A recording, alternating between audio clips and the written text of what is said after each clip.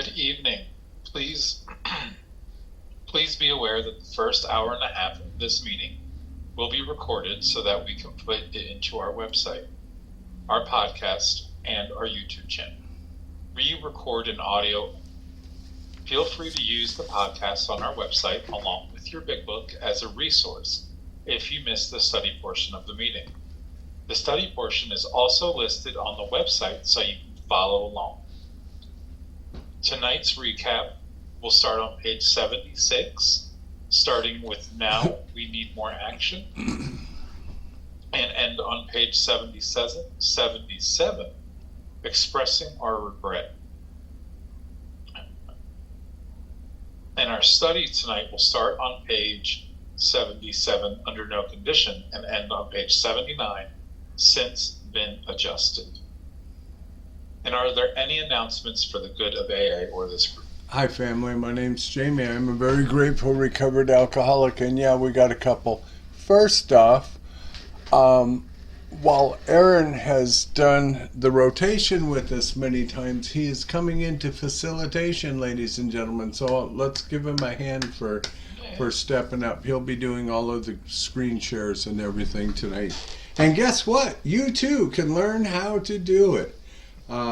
Secondly, if you are new to our group and you like what we have to offer and would like to become a home group member, we would love to have you. Just send Trish a message and we can do that. Next up on the hit list is post-conference report is going to be this Saturday from 1 to 5, and it is going to our delegate is going to do it and tell us what happened at the general conference, how he voted on issues, and why he voted. Trish already emailed that out to all home group members. If you would like to attend, the Zoom ID and everything is there. You are more than welcome to come join us and attend and ask questions after he does his presentation.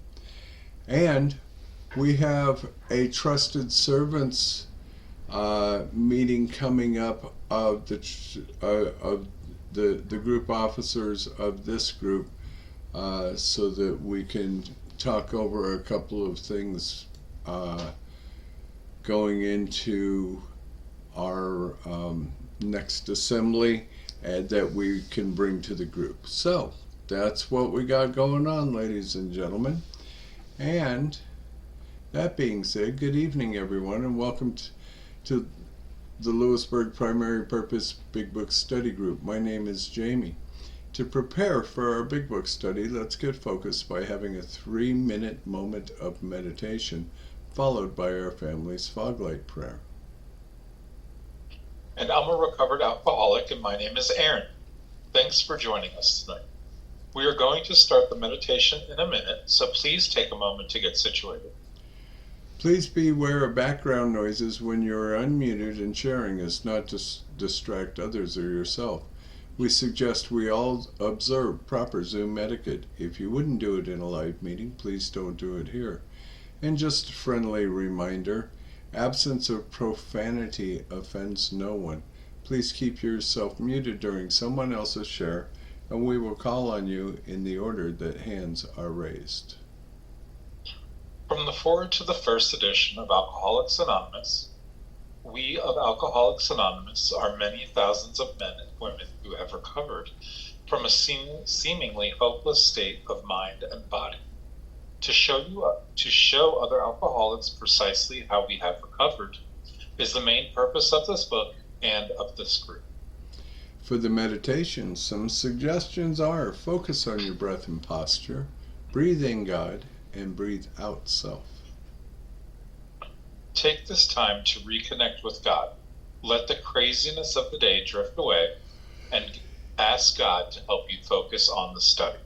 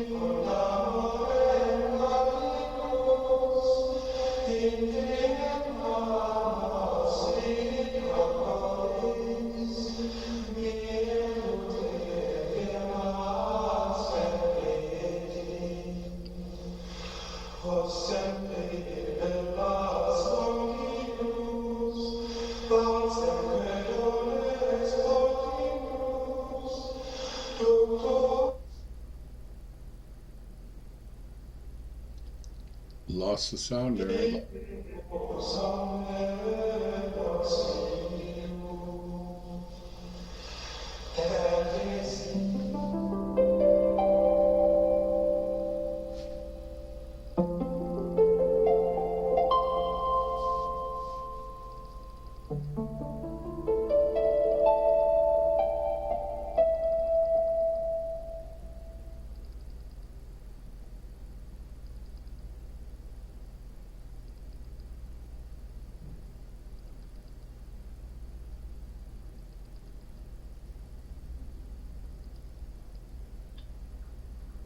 And now, for those who would like, you can join me in the fog light prayer.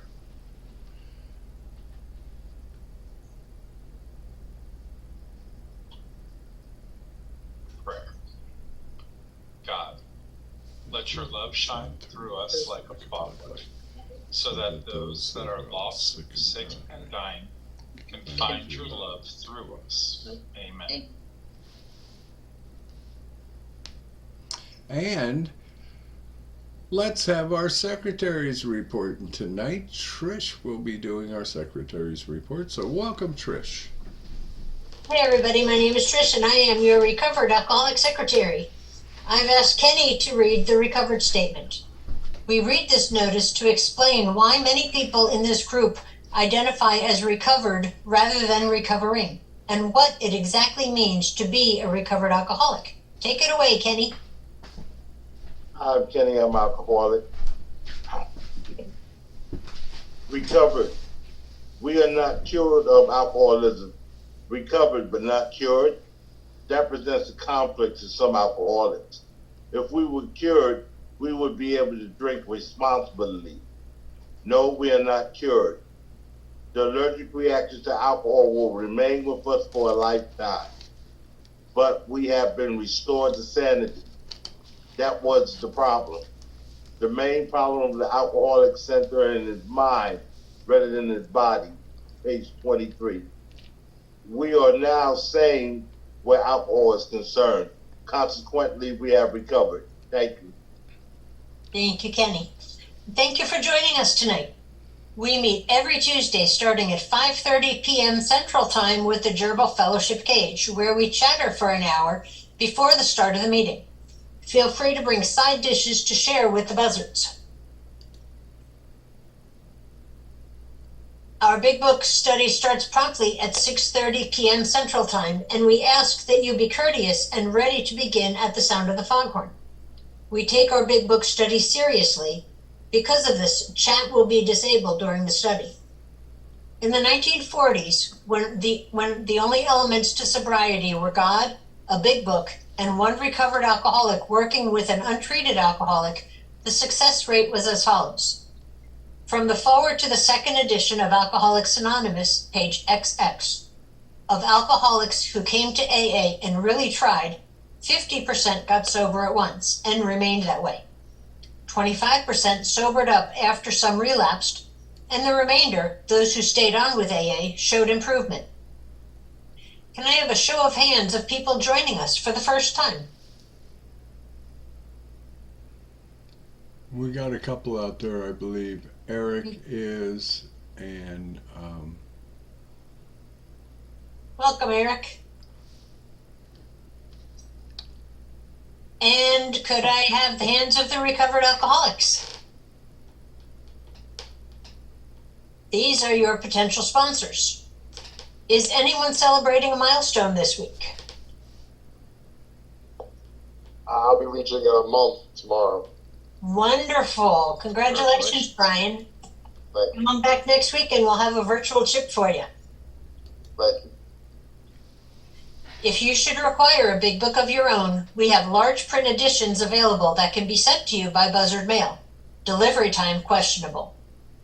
Please remember to practice our 7th tradition by donating to the group address, Venmo, or PayPal posted in the chat and on the screen. Our suggestion is to purchase a big book and take an untreated alcoholic through the program of recovery. Please visit our website, which is posted in the chat. Thank you, and see you next week. thank you, Trish. You're up, Aaron. From Chapter 2, there is a solution. The tremendous fact for everyone of us is that we have discovered a common solution. We have a way out on which we can absolutely agree, and upon which we can join in brotherly and harmonious action. This is the great news this book carries to those who suffer from alcoholism. This is an open meeting, and as such, all who have interest in alcoholism and our program of recovery are welcome. Because this is an open meeting, you need not identify yourself nor your reason for being here, if you do not wish to do so. Your anonymity will be protected. We ask that you protect ours. While this is an open meeting, membership in this group is limited to those who wish to recover from alcoholism and have a desire to stop drinking for good and all. Each member of Alcoholics Anonymous is a potential sponsor of a new member and should clearly recognize the obligations and duties of such a responsibility. And before we begin the study of the Big Book, last week we reviewed Tradition 12, and tonight we're going to review Tradition 1. Let's take a quick look at the traditions. Please refer to page 562 in your Big Book of Alcoholics Anonymous. And we're welcoming in a new traditionalist tonight for 3 weeks here. So welcome, Nicole. Glad to have you. Thank you for stepping up for service. Hi, thank you, Jamie. Hello, I'm Nicole, and I'm an alcoholic, and I'll be your traditionalist for tonight. And tonight we will be looking at Tradition 1. The short form of Tradition 1 is our common welfare should come first. Personal recovery depends upon AA unity. The long form is each member of Alcoholics Anonymous is a small part of a great whole. AA must continue to live, or most of us will surely die. Hence, our common welfare comes first, but individual welfare follows close afterward. So what Tradition 1 means to me is that it is so important to maintain and keep upfront our main singleness of purpose, which is recovering from alcoholism, and finding a solution to this problem and to help others do the same, while keeping our egos at bay and not letting people act ego-driven or inappropriate. We must make sure that no one feels unsafe or uncomfortable.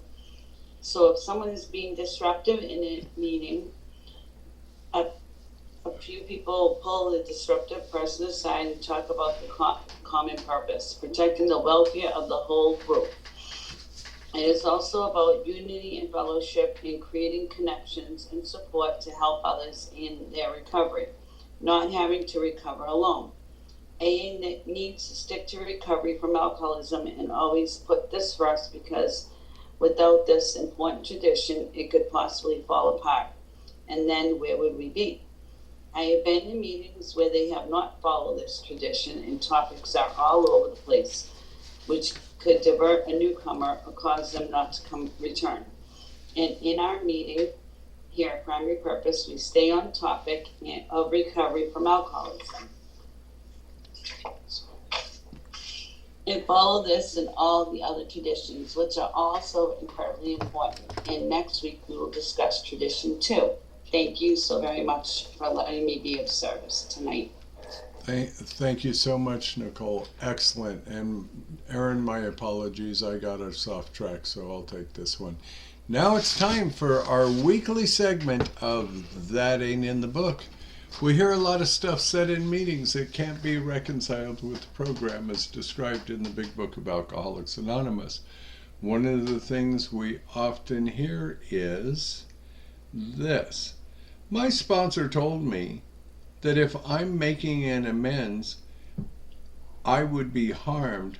I could consider myself as one of the others in step 9. And Art's going to come in and tell us what it has to say about that on page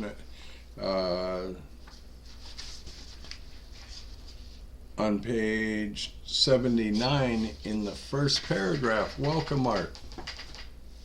Hello everybody, my name is Art. I'm a breath recovered alcoholic. And it says here, reminding ourselves that we have decided to go to any lengths to find a spiritual experience, we ask that we be given strength and direction to do the right thing, no matter what the personal consequences may be. Thank you, my friend.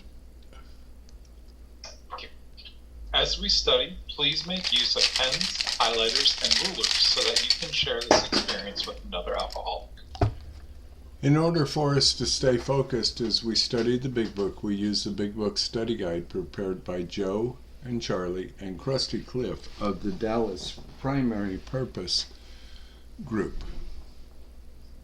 Tonight, we are going to start our recap on page 76 with Now We Need More Action, which will be read tonight by Pinky, and followed by our study portion read by Terry. After the page is read, we will ask questions from the imaginary podium, starting back on our study portion that was read by Pinky. Terry. My apologies.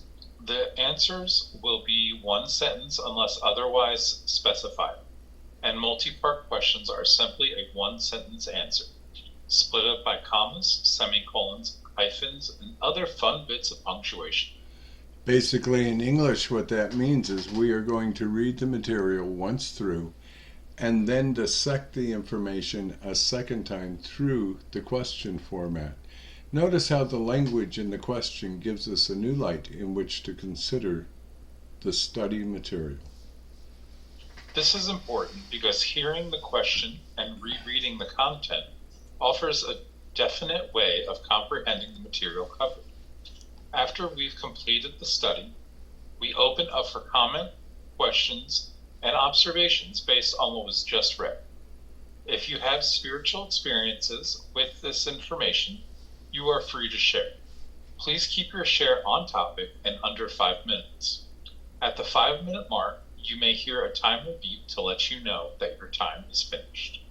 However, Big Book study is not therapy. Should you begin sharing on topic which are more appropriately discussed in a different setting, for example with your sponsor, please do not be offended when we cut that conversation short and send the buzzards nipping at your heels. For that purpose, we have fellowship meetings before and after our study time. You can never go wrong by commenting on the page's study, which brings us to the words of one of the co-founders of Alcoholics Anonymous.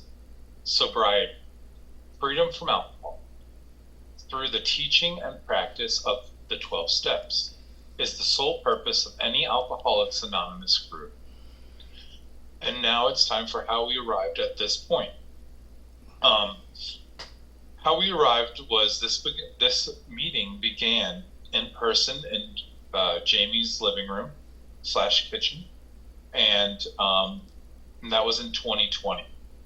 They shut down briefly because of COVID, and it was reopened as a hybrid, and then eventually it switched to 100% Zoom.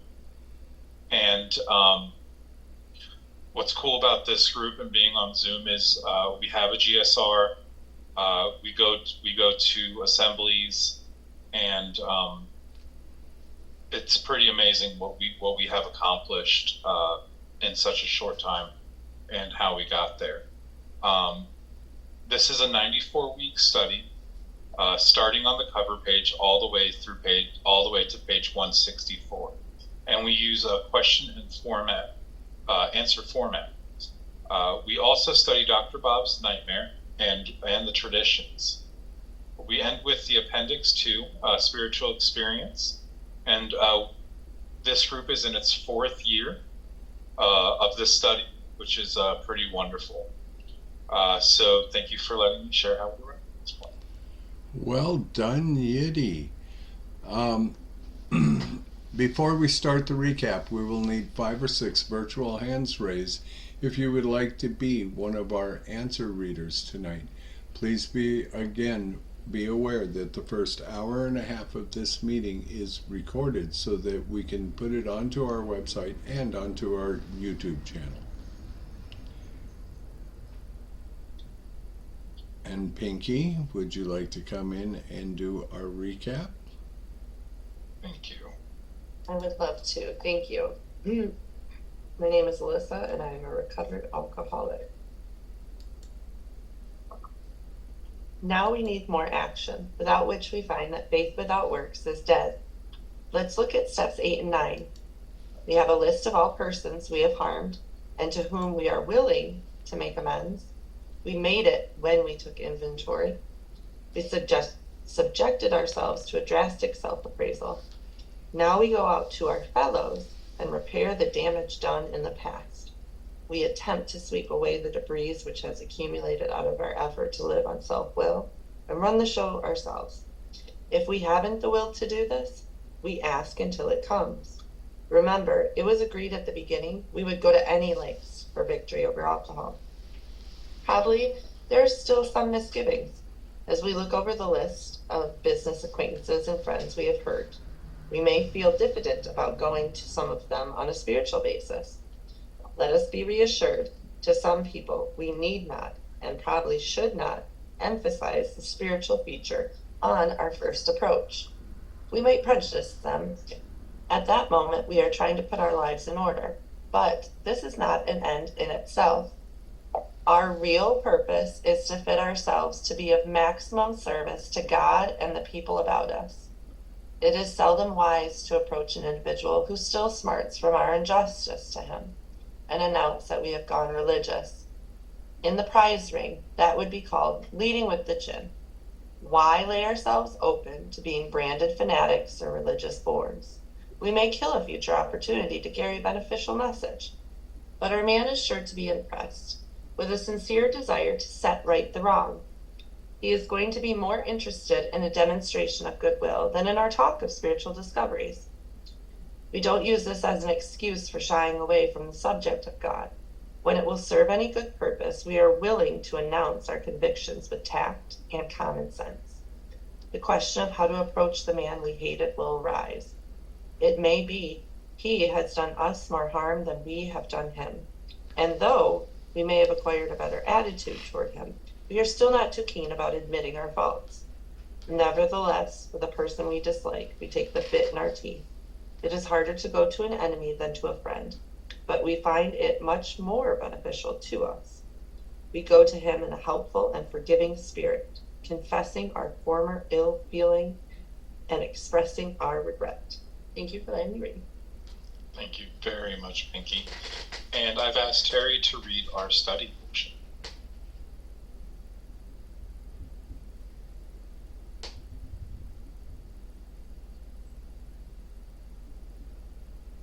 Terry, you're muted.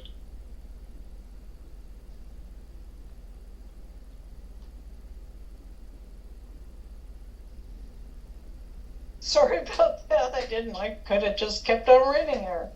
Okay, under no condition do we criticize such a person or argue. Simply, we tell him that we will never get over drinking until we've done our utmost to straighten out the past. We are there to sweep off our side of the street, realizing that nothing worthwhile can be accomplished until we do. Never trying to tell him what he should do. His faults are not discussed. We stick to our own. If our manner is calm, frank, and open, we will be gratified with the result. In 9 cases out of 10, the unexpected happens.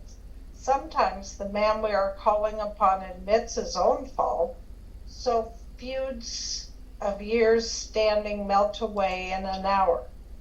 Rarely do we fail to make satisfactory progress. Our former enemies sometimes praise what we are doing and wish us well. Occasionally they will offer assistance. It should not matter, however, if someone does throw us out of his office. We have made our demonstration, done our part. It's water over the dam. Most alcoholics owe money. We do not dodge our creditors. Telling them what we are trying to do, we make no bones about our drinking.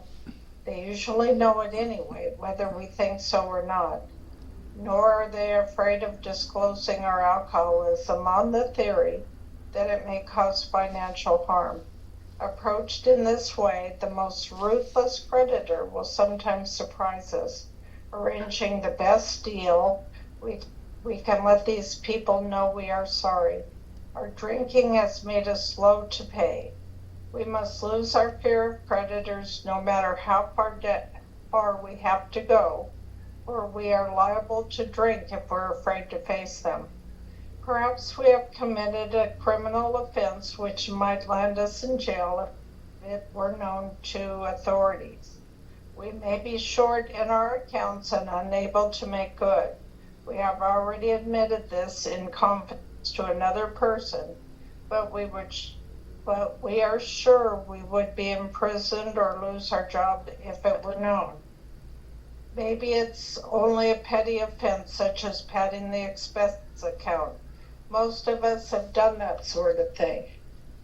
Maybe we are divorced and have remarried but haven't kept up the alimony to number 1. She is indignant about it and has a warrant out for our arrest. That's a common form of trouble too.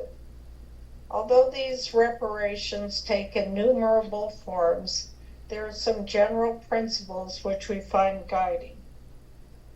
Reminding ourselves that we have decided to go to any length to find a spiritual experience, we ask that we be given strength and direction to do the right thing no matter what the personal consequences may be. We may lose our position or reputation or face jail, but we are willing. We have to be. We must not shrink at anything. Usually, however, other people are involved. Therefore, we are not to be too hasty and foolish martyr who would needlessly sacrifice others to save himself from the alcoholic pit. A man we know had remarried. Because of resentment and drinking, he had not paid alimony to his first wife. She was furious. She went to court and got an order for his arrest. He had commenced our way of life, had secured a position, and was getting his head above water. It would have been impressive heroics if he had walked up to the judge and said, "Here I am." We thought he ought to be willing to do that if necessary, but if he were in jail, he could provide nothing for either family.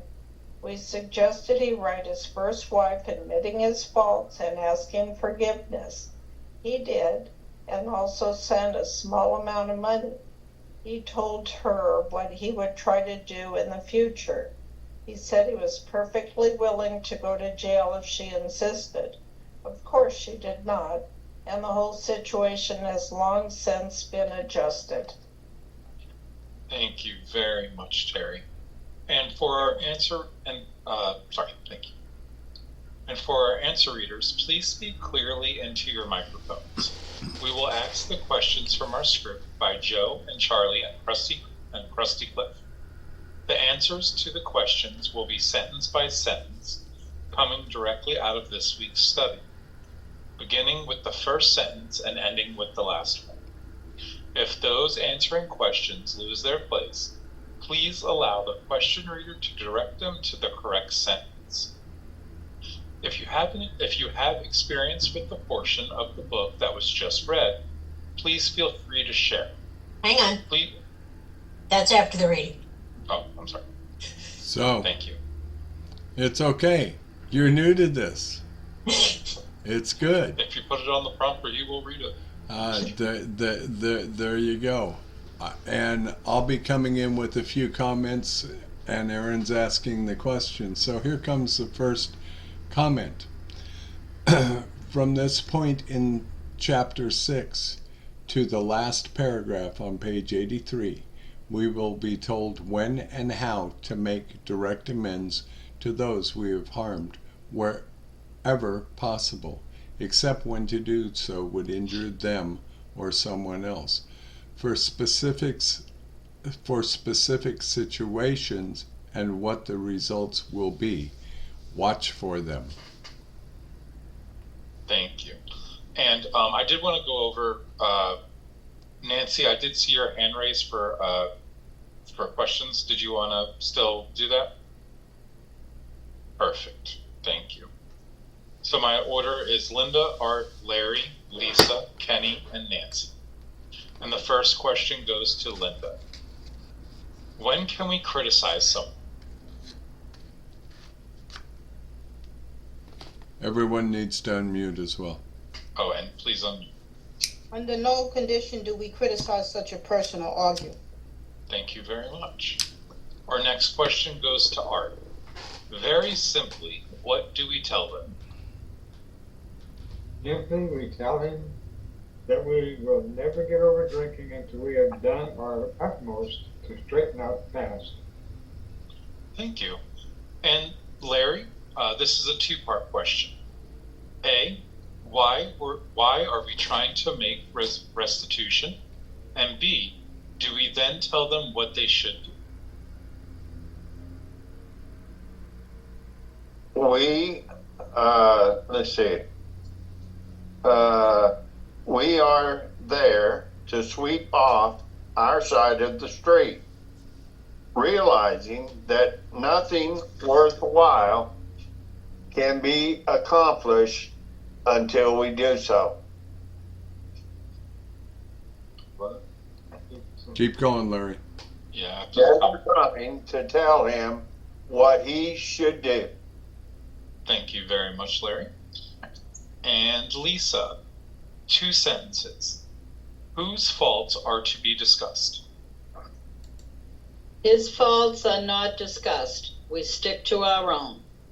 Wonderful, thank you. And Kenny, this question is for you. If we do this in an unemotional and honest manner, what will happen? If our manner is calm, frank, and open, we will be gratified with the result. Absolutely. And Nancy, what happens most of the time? In 9 cases out of 10, the unexpected happens. Thank you. And back to Linda. What happens sometimes? Sometimes the man we are calling upon admits his own faults. So feuds of years standing melt away in an hour. Thank you. And Art, what rarely fails to happen? Rarely do we fail to make satisfactory progress. Thank you. And Larry, sometimes what do our enemies do? Our former enemies sometimes praise what we are doing and wish us well. Absolutely, thank you. And Lisa, occasionally they will do what? Occasionally they will offer assistance. Thank you. And Kenny, but does it really make any difference what their reactions are? It should not matter. However, if someone does throw us out of his office. Thank you. And Nancy, 2 sentences. what counts?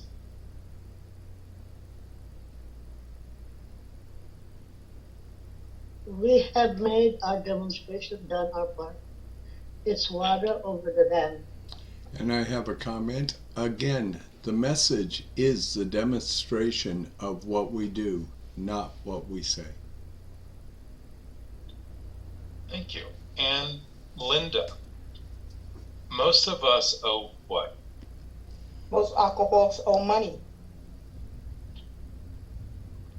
Thank you. And Art, do we shy away from those we owe? We do not dodge our creditors. No, we don't. And Larry, two-part. A, are we honest with them? And B, what do they usually know? Telling them what we are trying to do, we make no bones about our drinking. They usually know it anyway. Yeah. And nope, keep going, not done. Whether we think so or not. I apologize. Thank you.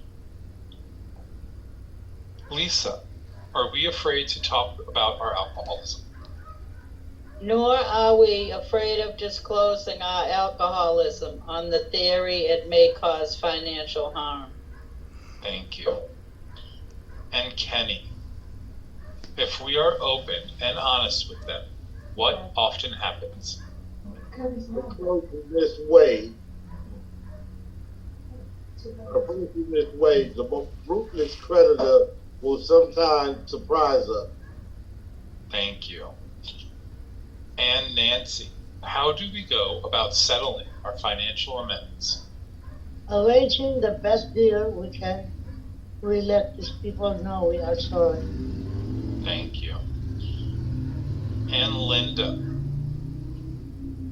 what caused the need for these amends? Our drinking has made us slow to pay. Thank you. And Art, two-part question. A, what must we lose? And B, why is it so important? We must lose our fear of creditors, no matter how far we have to go. For we are liable to drink if we are afraid to face them. Thank you very much. And Larry, have some of us committed criminal offenses? Perhaps we have committed a criminal offense which might land us in jail if it were known to the authorities. Thank you. And Lisa, have some of us borrowed money from our employers? We may be short in our accounts and unable to make good. Thank you. And Kenny, this is a two-part question. A, have we told our sponsors about these things? And B, yet we are fearful of what? We have admitted this in confidence to another person, but we are sure we would be imprisoned or lose our job if it was known. Thank you very much.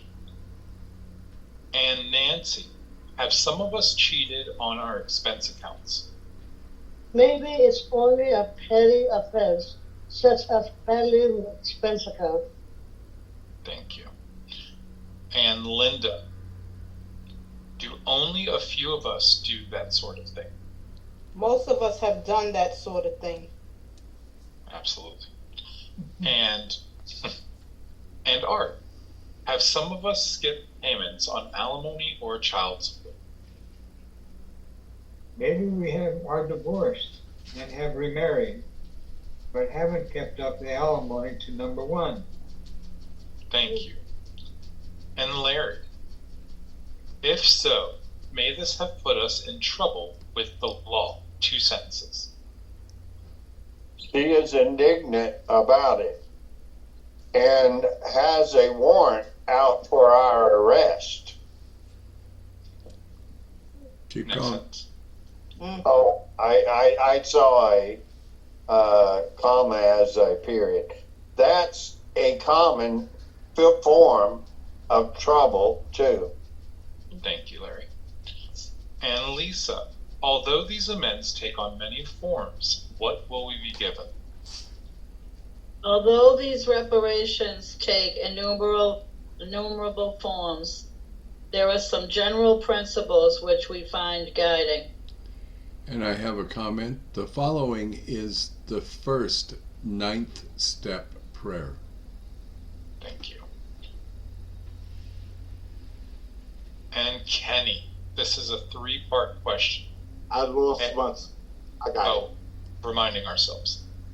This is a 3-part question. A, what must we remember? B, what do we pray for? And C, may our efforts to make restitution produce some inconveniences. Reminding ourselves that we have decided to go to any length to find a spiritual experience, we ask that we be given strength and direction to do the right thing, no matter what the personal consequences may be. Thank you very much. And Nancy, a 2-part question. A, what might be the consequences? And B, but we must be what? We may lose our position or reputation or face jail, but we are willing. Thank you very much. And Linda, 2 sentences. Is this optional? We have to be. We must not shrink at anything. Thank you. And Art, also 2 sentences. If other people might be involved, what are we not to do? Usually, however, other people are involved. Therefore, they are not to be the hasty and foolish martyr who would needlessly sacrifice others to save himself from the alcoholic pit. Thank you. And Larry, also 2 sentences. Why was he behind an element? A man we know had remarried. Because of resentment and drinking, he had not paid alimony to his first wife. Thank you. And 2 sentences for Lisa. How did she feel about it, and what did she do? She was furious. She went to court and got an order for his arrest. Thank you. And Art, a 2-part question. A, was he applying the 12 steps of Alcoholics Anonymous? And B, was his life improving? He had commenced our way of life, had secured a position, and was getting his head above water. Thank you. And Larry, what could he have done? It would have been impressive heroic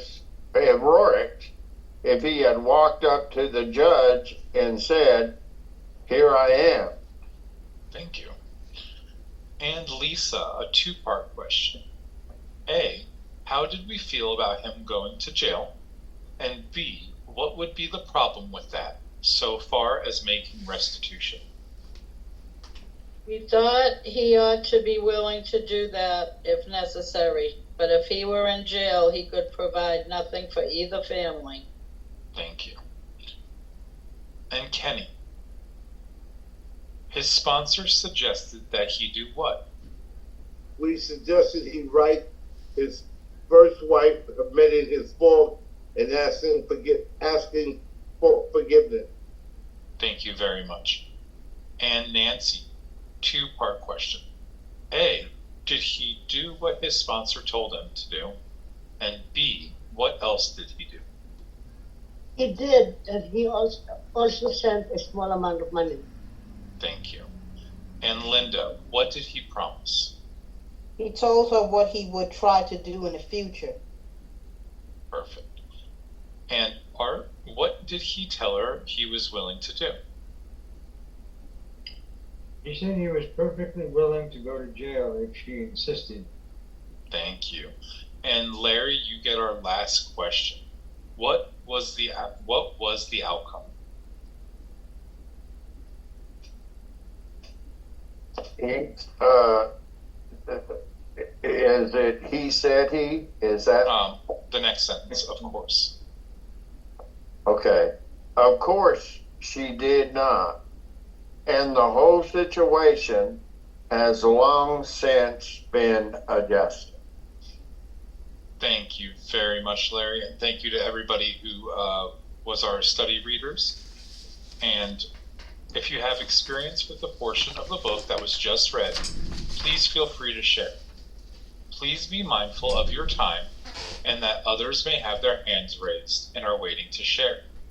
A friendly reminder as we share, absence of profanity offends no one. We are now open for comment, questions, observations, and spiritual experiences based on what you just read. Pinky, come on in. Thank you, Aaron. Alyssa, recovered alcoholic. Thank you for taking the meeting. And one thing I heard was willingness. I must be willing. And step 8 is that willing to make amends to the people that I harmed. And I have a list because I made it when I made inventory. And so having that willingness and I'm not gonna go there. We haven't done there yet. But one thing that popped out at me recently in this reading specifically was we must lose our fear of predators no matter how far we have to go, for we are liable to drink if we are afraid to face them. And if I go back, I think it's 10 pages to page 68, I was given a prayer. Yeah, remove fear prayer. Yeah. So there's a tool that I can bring with me into this step from the 4th step, which makes sense if I'm not. Let's see.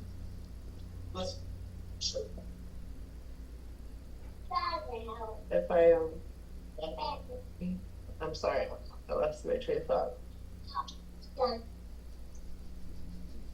But bringing that tool with me, because there's many prayers in this book, and I understand that some may be like, this is the 4th step fear prayer, but if I am going into my amends and I have fear, I'm going to use that prayer. And it's helped me. That prayer has really helped me.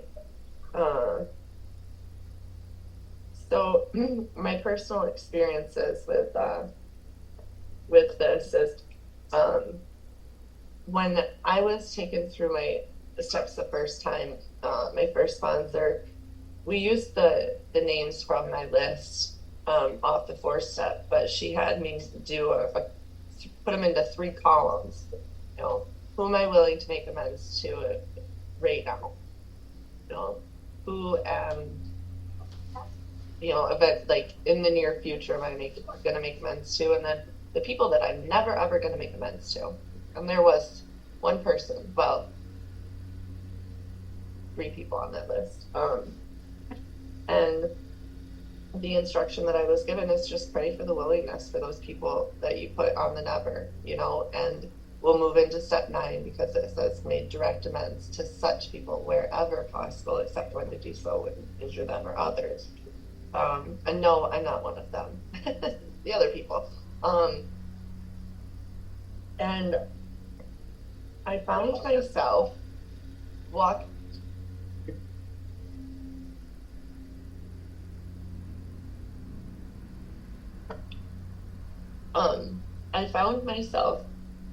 walking into a room with this person that was on my never list, but I had been praying for the willingness. And there's a part that's in here that says, if we don't go to them, like emphasize the spiritual feature. I realized that was last week's study, but I caught myself almost saying, hello, hi, how are you? Because that's how I would, if I walked in a room and I made eye contact with somebody, I would say hello. That's just, who I am today. And, but I stopped myself from saying hello because that wasn't the time. And I shouldn't say, God helped me stop that from coming out, because that would have been harmful. It wasn't the time to go forward with that amends. And, that was just, even though I haven't had the opportunity to, I'm doing the living amends with these people anyway. So I don't know if the opportunity will present itself, if God gives me that opportunity to make a verbal amends. But I'm willing. I'm in that place of readiness. I'm willing. And I didn't think I'd ever get there, but I followed the direction, right? If we aren't willing, we ask until it comes. And it works. It really works. And the other thing I picked out on that last paragraph on page 79, I have a 5th column in my 4th step in all of them, because I need to identify how I'm going to set matters straight. And it says that down here, but not just down, like, it doesn't say set matters straight. But when he says, we suggested to write his first wife admitting his faults, so that's his column 4, and asking forgiveness. And he also sent a small amount of money. So he was setting matters straight, and so that's what was revealed to me today through the reading. And I'm just going to keep coming back, because every time I open this book, more gets revealed, and I can relate to it, more and more now that in this 9th step, like, I've made amends, and I have that experience of actually making the amends. But I've been making living amends, every day I get the opportunity. So yeah, I'm going to keep coming back. Thanks, Elaine. Thank you very much, Pinky. Wonderful share. Wonderful share. And Terry, come on in.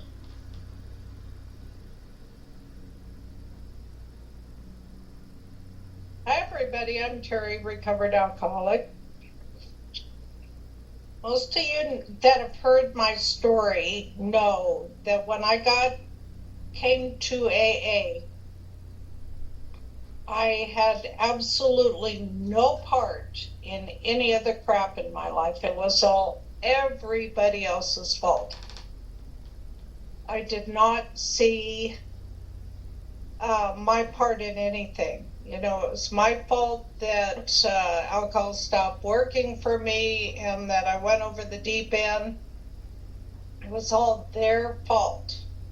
So when I did my inventory, and my 5th step, we talked about it afterward, my sponsor and I, and she did want me to see my part in it, in that last column. And I couldn't really do it then. It wasn't until we got to these steps, making a list and becoming willing to make amends, did I start seeing my part. And my sponsor had me write a couple of them at first till I got the hang of it. And she read them, and using a red pen crossed out all the times that I said, I did this because you did that. So she had those all crossed out, so I didn't have much left by the time she crossed everything out. So we had to work on me for a while to get me at a point where I could go out there and make amends to people in my life that were immediate family, and I didn't have any friends, so immediate family. So it was real difficult for me to do, but the whole willingness thing. I had a couple people on my list that I was not willing to make amends to then. She had me right at this time. I'm not willing. But I'll give you one of my little Terry stories here. I was praying for the willingness to be able to make amends to somebody I had worked with. I ended up leaving that job maybe about 2 years after I got sober. So this was a good 2 years that I'd been asking God for the willingness to make amends to Judy. Judy was my nemesis. She was to me, she was just the devil. I disliked her immensely, and she made my life hell while I was working there. She even tried to poison me. She poured a little bit of bleach in the bottom of my coffee cup, and then I'd drink the coffee and go, that tasted kind of weird. And this went on for a few days, and then I looked at my coffee cup before I poured the coffee on like the third or fourth day, and I wasn't feeling good time. And I saw that there's a little crumbles of bleach at the bottom. You could tell there was something at the bottom. And I called security, and they didn't do anything. They were afraid of her too. But anyway, that's beside the point. Sorry. So anyway, I prayed for the willingness for a couple years, and one day I was sitting there having coffee with my friend before my meeting, my beach meeting, and all of a sudden I was compelled to get up and leave. And she goes, where are you going? The meeting doesn't start for another hour or whatever. And I go, I don't know. I have to go. I have to go. And I didn't know why I had to go, but I had to go. So I jumped up and drove down to my beach meeting, and there she was, walking at the beach with her husband. And I had a moment of, I'm not going to do this. The little person on my shoulder said, do it. And this little guy is going, don't do it. I was just, had so much fear into me. And so I pulled over and I just sat there and tried to calm myself and pray. And I got the courage and I drove up to where they were and I rolled down the window and I said, Judy. And I pulled over the car and I got out of the car. And I made amends to that woman, and she just was stunned, absolutely dumbfounded. She didn't know what to say. And I did not say I did it because you did this to me first. I kept it entirely in my court. And when I was done, she was just so, and I also had on a pair of earrings that she gave me. And I was taking them off and said, I want to give you these earrings back. And she's going, no. She's going, I don't know what this is all about, but, she gave me a big hug. And we exchanged phone numbers. And not that we ever got in touch with each other, but kind of as, I'll call you sometime kind of thing. But, after they walked off, I felt 100 pounds lift off me, and I felt this elation that I did something that all these people before me in AA have done. I had the courage to do what they did, and I felt like I was walking on clouds for weeks. It felt so good. So I made several other amends after that. That I owed. One of them I didn't think I owed to my ex-mother-in-law. And my sponsor kept saying, well, then just meet with her and tell her you're sorry because you didn't like her, or something like that, because I couldn't think of anything I'd done with her. And I never did do that. but she passed away and I lost my opportunity, but I never did think of anything to make amends for, because I tried really hard to be a good daughter-in-law and she just didn't care for me. So anyway, this step changed who I was. It changed me from that woman that blamed the world for everything. It made me see my part in it, and I stopped blaming.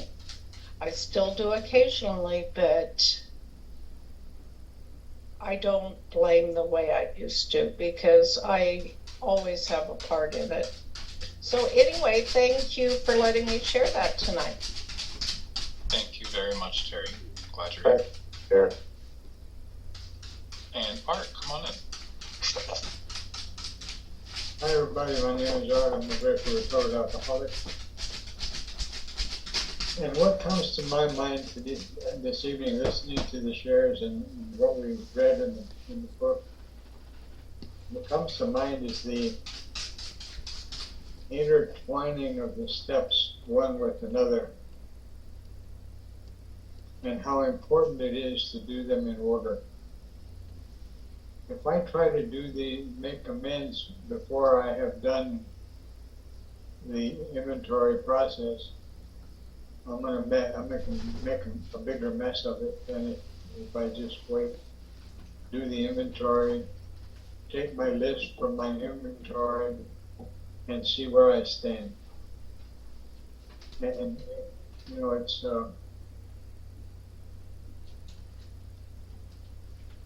I think there may be some rationale for doing some amends early,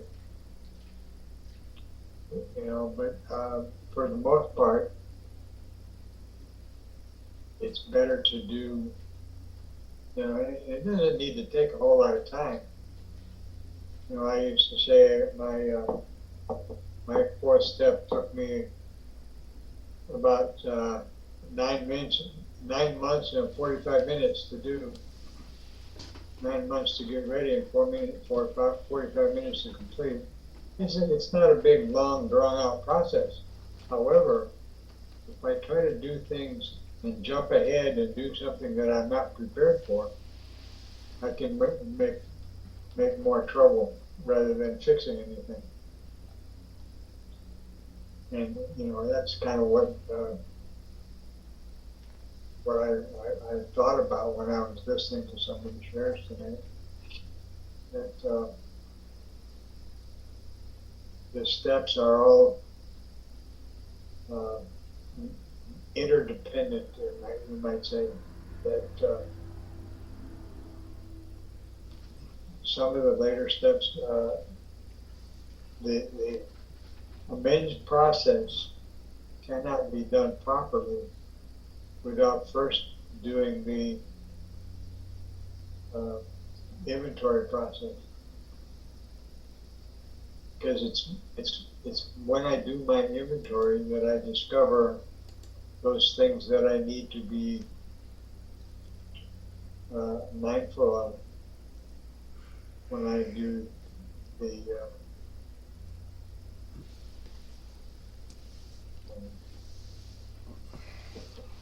amends process. And the other thing that I think about when I talk about the amends process is that a big part of this amends process is the idea that I need to change my attitudes and my actions so that I don't continue to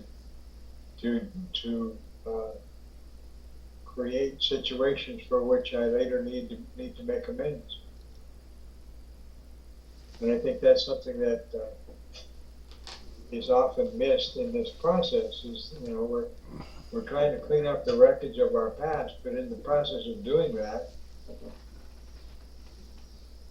we discover that we need to make some changes in our attitudes and our behaviors in order not to continue to create wreckage.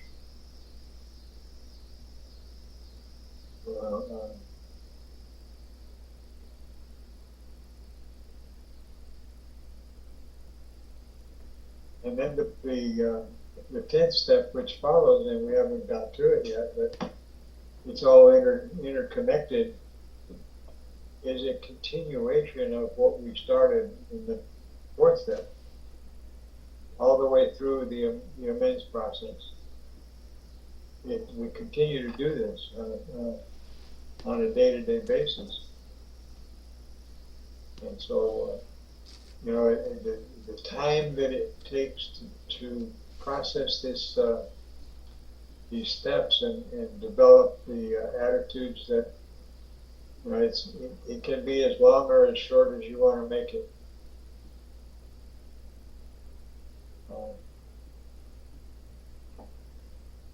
I'm reminded of something that one of the two people in my original home group used to say, that Alcoholics Anonymous is kind of like prison time. You can do easy time or you can do hard time. It's up to you. And I'm not sure how that analogy works for anybody else, but I don't have to make this a big production and a stressful kind of process. It's a process that I can do. I can decide to do it willingly, or I can decide to buck the process and suffer the consequence. It's all up to me. And, for the most part, I've chosen to go the easy route, and that is to let God take over my life. And I had no idea how to do that. It was something that I had to learn. Like so many other things in this program, I didn't come here knowing how to do any of it. But the process of taking steps is a never-ending process that I continue throughout my life. So thanks for listening. Thank you very much, Charlie. Wonderful share. And Ms. Toe Tappet Pickle, would you like to come in? Hi everybody, I'm Trish, I'm an alcoholic. And, I wish I could say my first, second, third sponsors brought me through the steps the way that it's written in the book. But they didn't, for whatever reason. Maybe they weren't, but who knows. But as a result, as I did my 4th step, as I did my 5th step, 6th, 7th, a lot of the stuff there that I should have had to refer back to when I got to steps 8 and 9 weren't there. So what I did the first time around was made a list of everybody who I thought I harmed. And the list was really much longer than it should have been because I really didn't harm that many people. I wasn't that important. I may have inconvenienced a whole lot, but I didn't harm them. But when it came down to true harms, I did get some of those amends made quickly. There are some who I just don't know where they are. And while it took a while for the willingness to come, through prayer, through talk, through other step work, the willingness is there should we cross paths. The hardest one for me, and I know I've shared it in here before, was family, and that took about 35 years to make. Because while I was looking at what I needed to make amends for, I was also still putting a whole lot of blame on, like Jerry said. And I had to get past the blame before I could voice the words to make the amends. But once I was able to do the inventory just on family,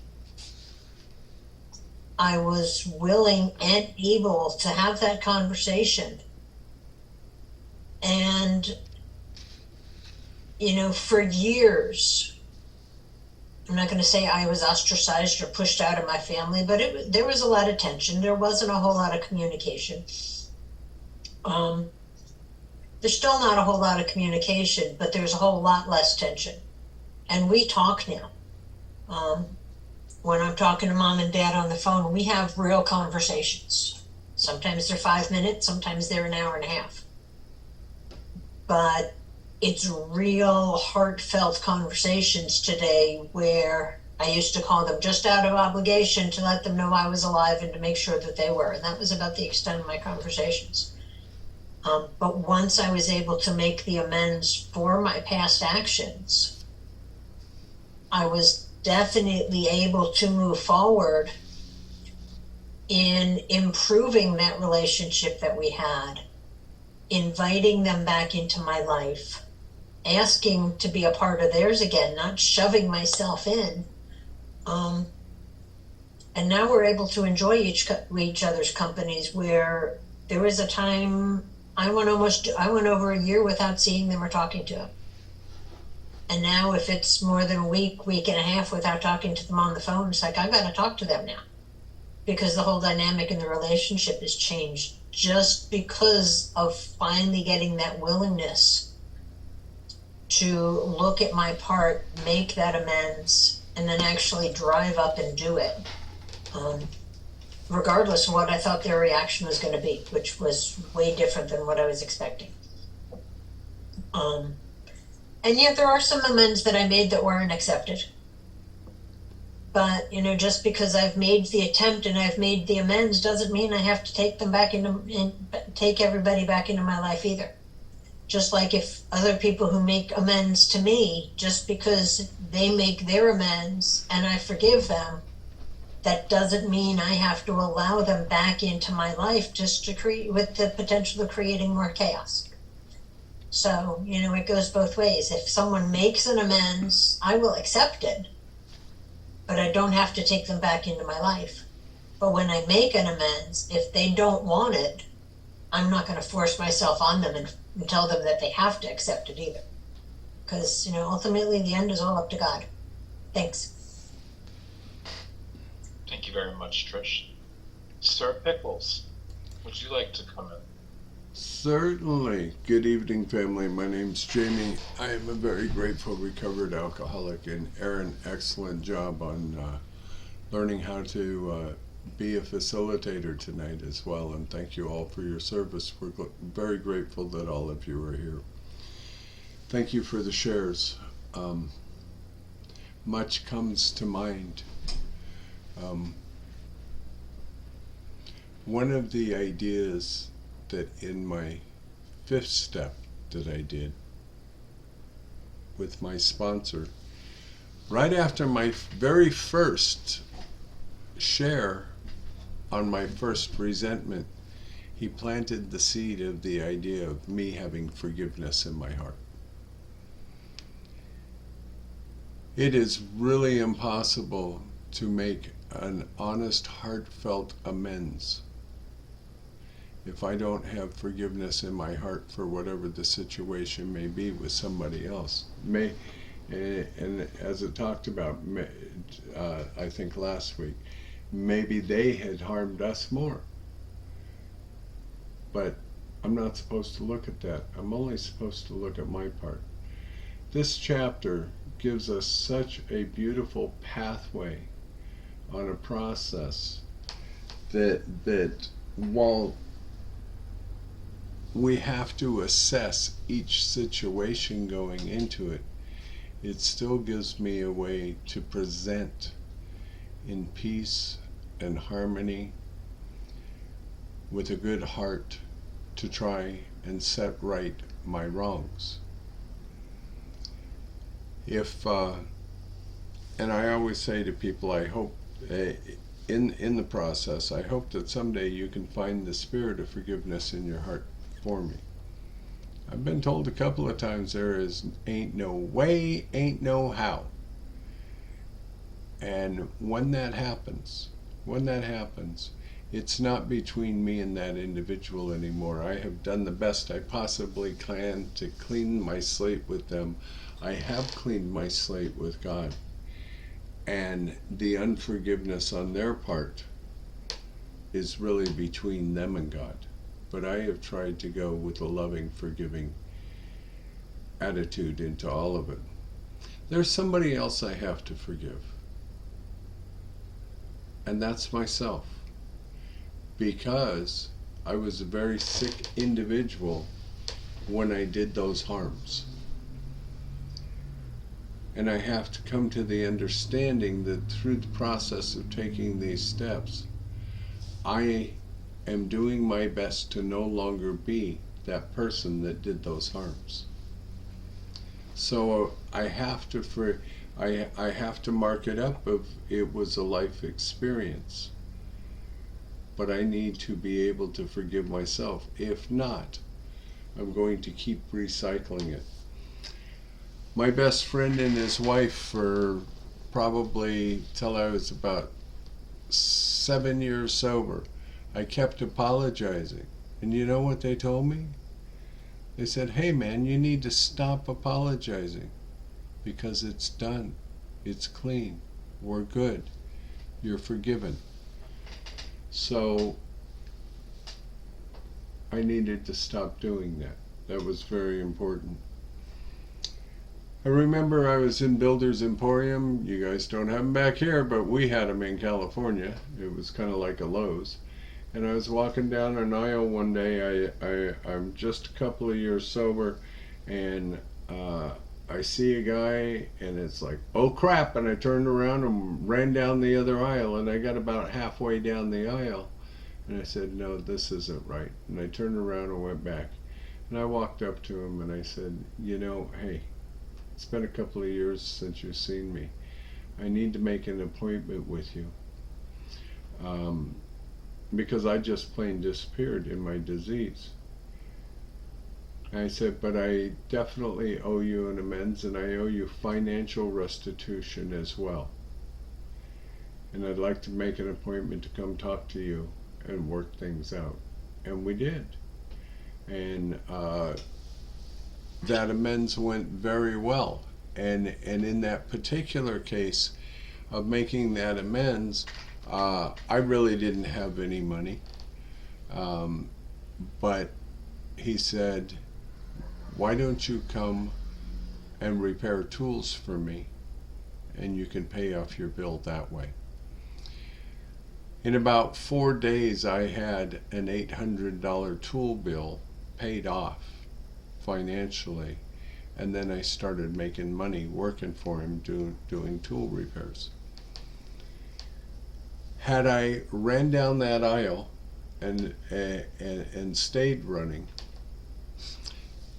chances are that today I would still be wondering how to get a hold of that guy and how to make amends. But it was God's perfect timing. God put both of us in that store at the same time. As a sponsor myself, it is not my place to judge anyone's behavior, crimes, or anything else. But it is my responsibility in working with those individuals to help them find a pathway to make it right. Maybe it's legal issues, maybe it's not, maybe it's the whole abandonment of family, maybe it's not, I don't know. Each situation varies.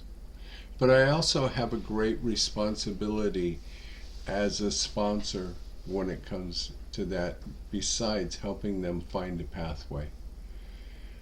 I have a great responsibility to keep their confidentiality. It is not my place to tell anybody else's business. We do so much damage when we do. There are situations that have happened in my life of repeated behavior that if I were to do something and tell the individuals, it would damage them, it would damage marriages, it would damage their present life. So the best possible way that I can make an amends in those situations is to be a good, honorable friend and not do inappropriate things. And that becomes the pathway. Now, we're not into it this week, but we're either going to get into it next week or the week after.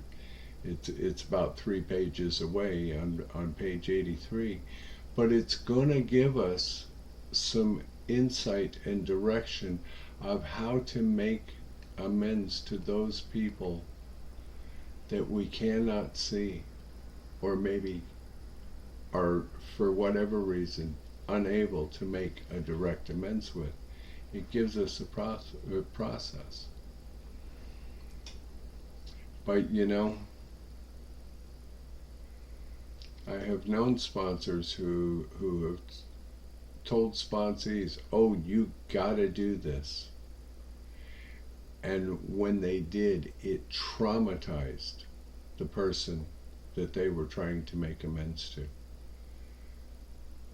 There again, a lot of sponsorship in Alcoholics Anonymous. Some of it's good, a lot of it's not good.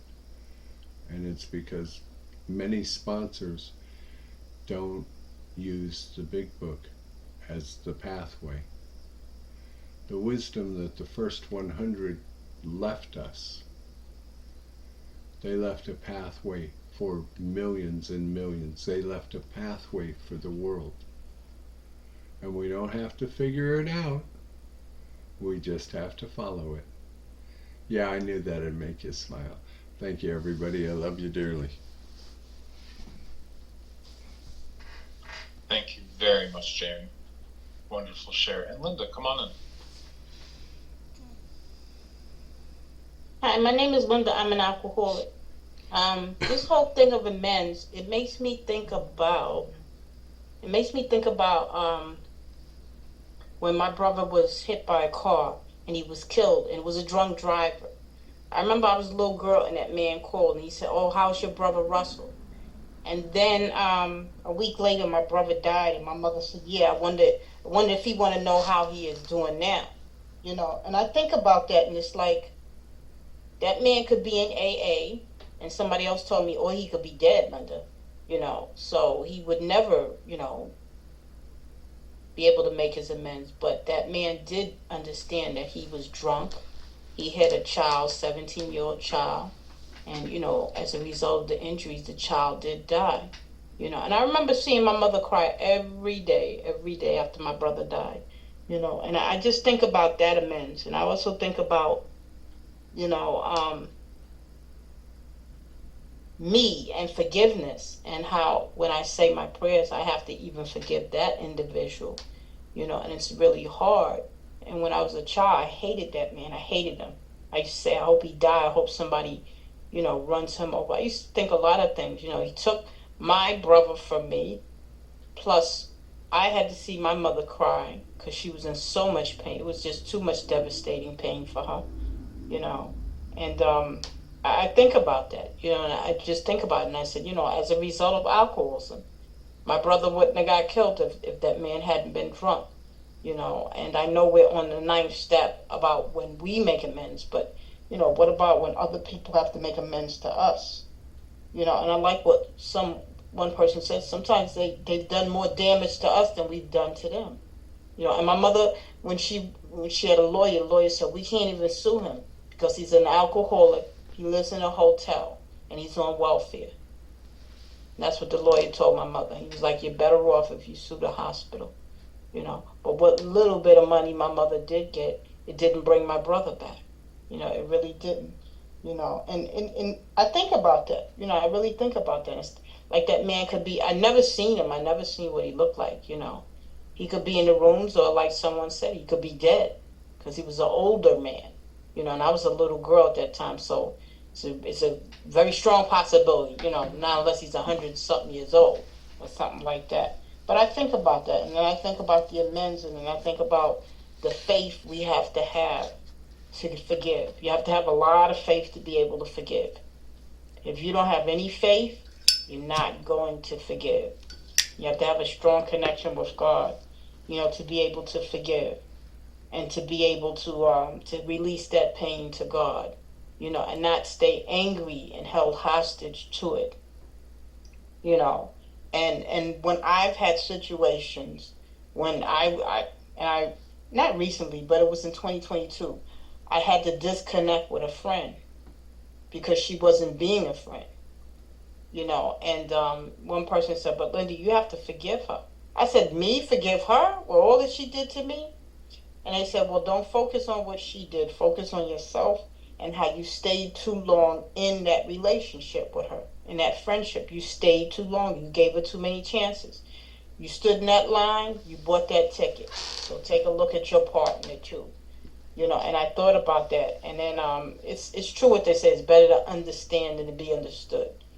And even if she did make amends, I would say, I accept it, but I wouldn't let that person back into my life because it would be the same thing over. They would just go back to hurting me, and I'm not in the business of allowing people to hurt me at the expense of saying they're my friend. That's not a friend, and that makes me think about myself and how I treat people too, how I treat them. Even if I get offended, I have to stop.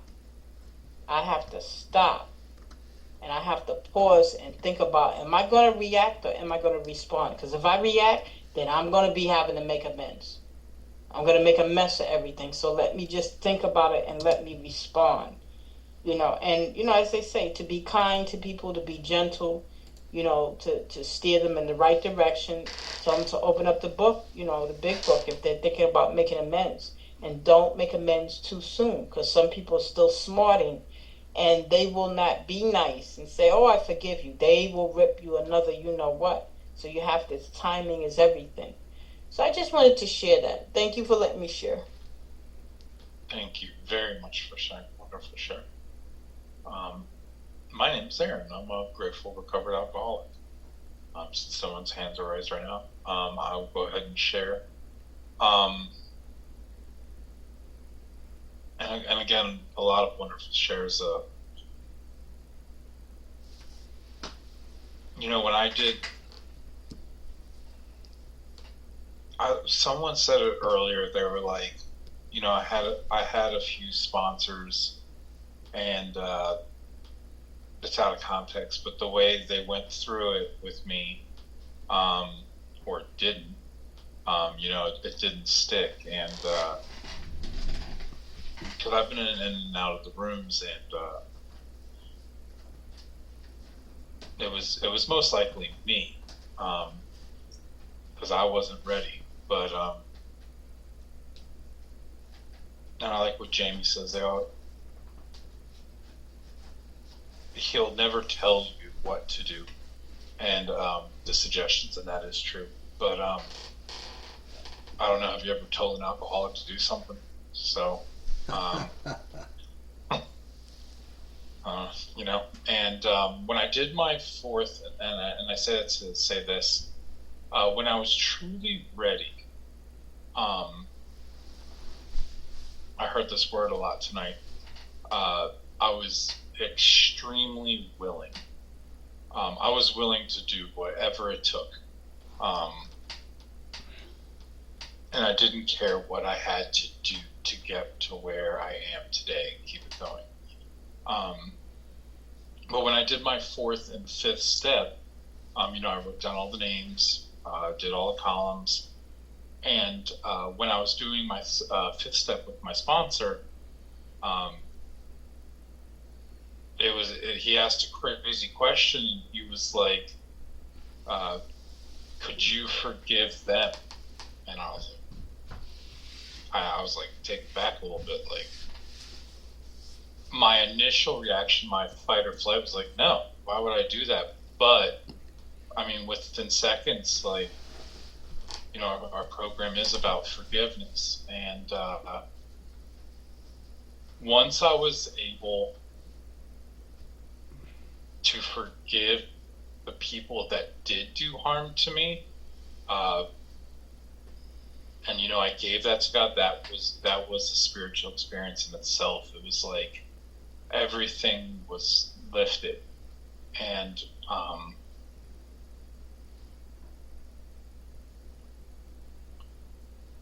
lost my train of thought.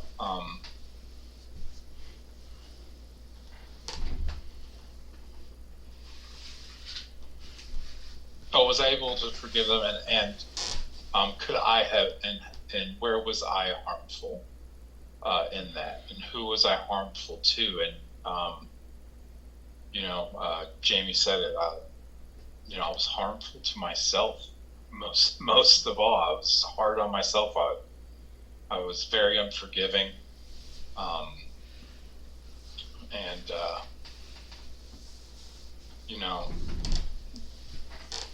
once I made that list,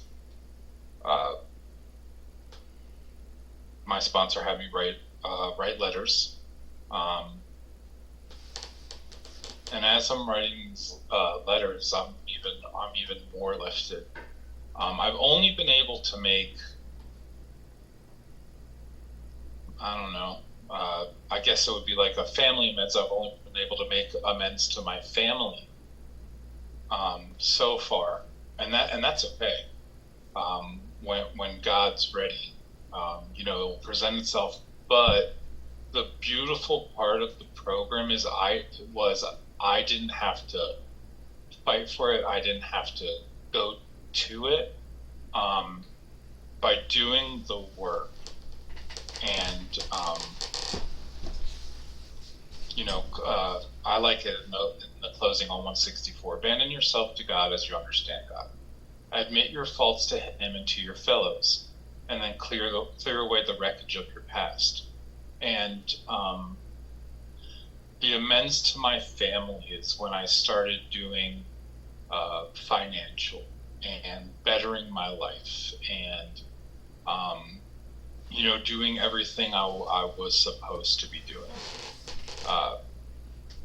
And to them, that was the amends. Like, they were just, they were kind of like besides themselves. I didn't tell them I was going to rehab. I didn't do it for probation, even though I was on probation. I was sick and tired, and by doing the work and doing all these steps and working with my sponsor, building this wonderful relationship with God, those things seem to, I like that one word, drift away. As long as I'm doing my part, and I keep doing it, and I don't forget where I came from, I think I'll be all right. And I love you guys. Thank you for letting me share. Thanks, Aaron. Thank you. Sorry if I ran. You want me to read this page now? If you would like, or if anybody else would like to share before we close out.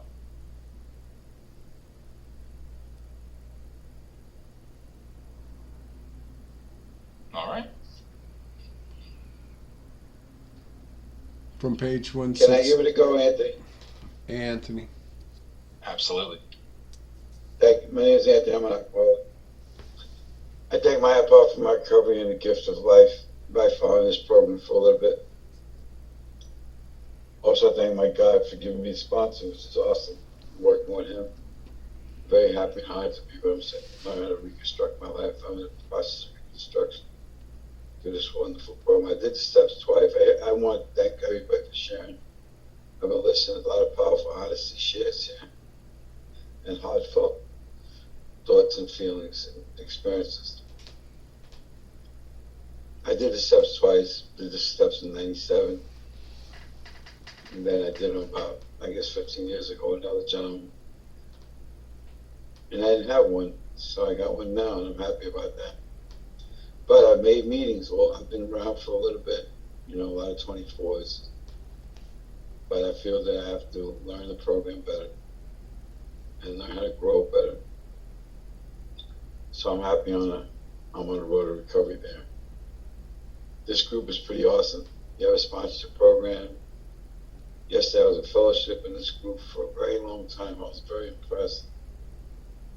I threw out some topics. I got some answers. And to me, it's a beautiful thing to answer questions about that I'm not sure, and then get answers from them. And what I like about this group, it seems like it's God sent. You can't find that every day. So I'm honored to be the opportunity to be a member of this group of people, sharing experience of help, teaching me how to live this path of recovery fully better and put everything in his hands. Today, I went to my bone surgeon. I have severe arthritis in my bones and my hips. He's talking about replacing them, but I believe in physical therapy. He said work hard in physical therapy. And he gave me a strong budget for the pain. But right now I can walk a little bit, but I'm not really too crazy going to the blade. I said how long it's going to be. He said an hour. Replace the hip, replace the ball joint. I'm not too crazy about it. But when I went into the surgeon to talk to him after the x-ray, I prayed to him. I said, Father, it's in your hands. Come on, hopefully it'll be a good outcome. The truth is, at this point right now, as I'm sitting here sharing the meeting, I got to do the physical therapy, which I'm going to participate. And by his mercy, I'll get better in 8 weeks or so. I asked him if I do like surgery, how long would it be to be down? He said, I don't want to do whatever, which I'm not too crazy about, because I have long steps in my town. I won't be able to move around. So it'll be real complicated if that happens. I just hope and pray that, and I'll close, and then closing that the physical therapy works, and I'm sure it will. I really was trying to get a physical therapy. With that, I pass. Thank you for the opportunity to share, and peace, love, and happiness to everyone. Pass to Anthony Alcoholic. Thank you very much, Anthony. Wonderful share. Glad you're here. Glad to see your face today. Yeah. Thank you. Okay, then. From page 164. Our book is meant to be suggestive only. We realize we know only a little. God will constantly disclose more to you and to us. Ask Him in your morning meditation what you can do each day for the man who is still sick. The answers will come if your own house is in order, but obviously you cannot transmit something you haven't got. See to it that your relationship with Him is right, and great events will come to pass for you and countless others. This is a great fact for us. Abandon yourself to God as you understand God. Admit your faults to Him and your fellows. Clear away the wreckage of your past. Give freely of what you find and join us. We shall be with you in the fellowship of the Spirit, and you will surely meet some of us as you trudge the road of happy destiny. May God bless you and keep you until then. Thank you very much, Jim. And here at Primary Purpose, we have a very special way of closing out our meeting. Since we cannot hold our hands together, we hold our hands up, and we close with the Lord's Prayer. And here's your moment.